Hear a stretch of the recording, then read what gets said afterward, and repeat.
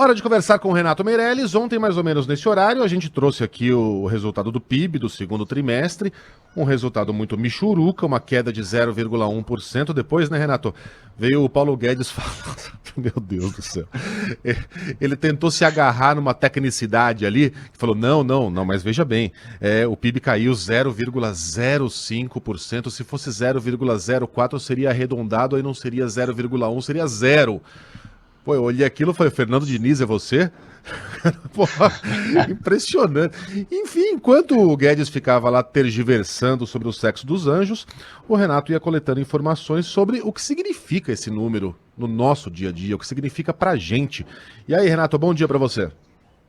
Olá, bom dia Megali, bom dia Ellen, bom dia colegas da Band News. Bom dia. Olha, vamos lá, primeiro, continuando o seu comentário aí, impressionante o exercício retórico, né?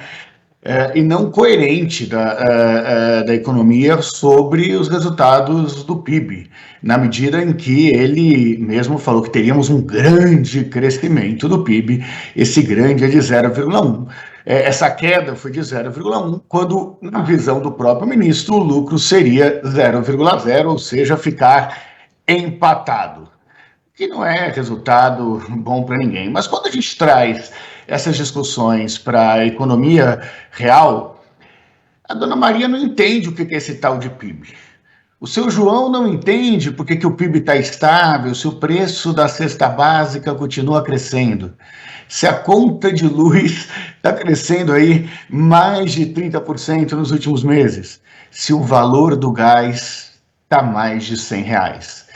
Essa discussão é muito uma discussão para economistas, uma discussão que naquele dia avalia o preço das ações na Bolsa de Valores, mas que tem pouco impacto na vida do brasileiro médio.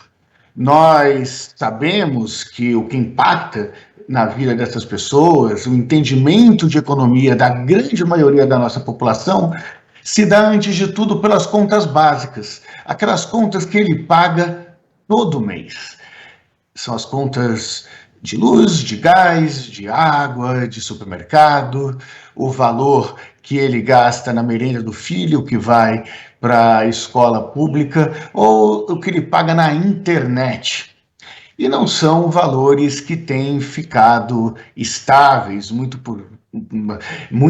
menos que tem dado para comprar mais do que se comprava antes do processo de pandemia.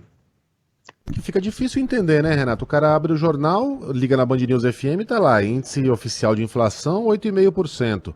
Mas o arroz subiu 40%, a conta de luz vai subir muito mais que isso, a gasolina subiu quase 50%, o PIB no primeiro trimestre subiu 1,2%, o governo estava comemorando. Recuperação em V do quê? V da vala comum que tá o brasileiro sem emprego. O cara olha para o lado, tem cada vez mais vizinhos sem emprego, cada vez mais gente desolada. É difícil explicar como é que esses números se traduzem na vida real, né? E quando não se explica de uma forma em que o brasileiro médio entende, as informações ficam falsas.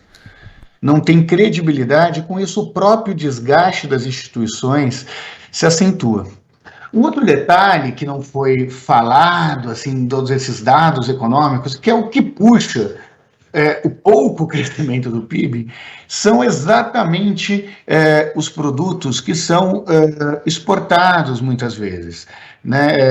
É a parte do alimento que falta aqui, mas é exportado, que variam aí pelo preço dos commodities. Você tem quase nada do consumo das famílias contribuindo para o crescimento do PIB.